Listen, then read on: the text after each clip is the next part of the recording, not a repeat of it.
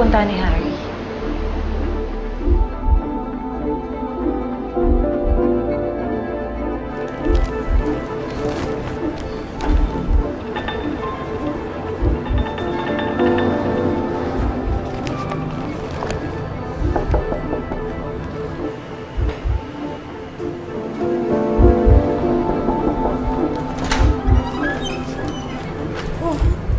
Harry, ang dami naman yan.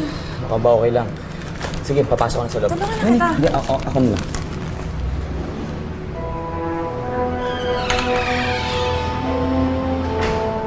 Sinasabi ko na nga.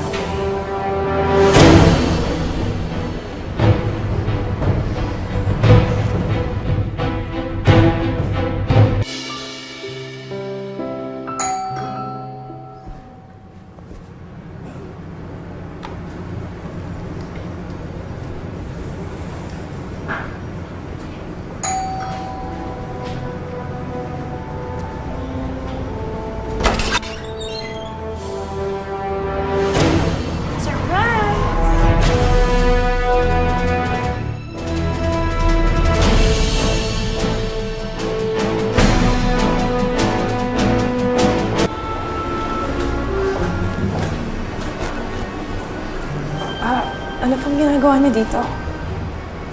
Hindi ba dapat ako nagtatanong din sa'yo? Ang kapal din naman talaga ng mukha mo, Celine.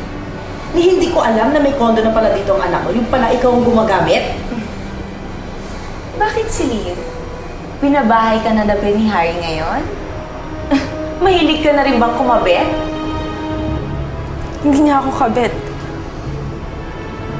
Nakikituloy lang ako dito. Mansamantala lang. Bakit? Wala ka bang bahay? Wala ka bang pamilya? Ano? Nagkakaproblema na naman ba ang ama mong kriminal kaya si Harry naman ang ginugulo mo ngayon? I knew it.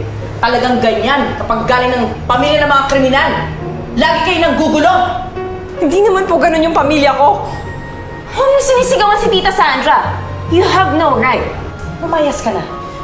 Maawa ka, wala akong matutuluyan. Celine, please! Umalis ka na sabi! Tita, please, maawa kayo! Iris, kunin mo yung mga gamit ko sa loob. Tita, wala akong matutuluyan. Celine, please! Maawa po kayo. Lumayas ka na, please! Huwag ka naman gulo dito. Mansamantala lang. Tita, please! Celine, huwag ka naman gulo dito. Nakakahiya! Get out! Get out! Tita, please! Hindi mo lahat ng basura mo! Get out! My boyfriend na to! Wala ka! Please! Matatali lang, please! Maawa ka, Tita! Wala akong matutuluyan!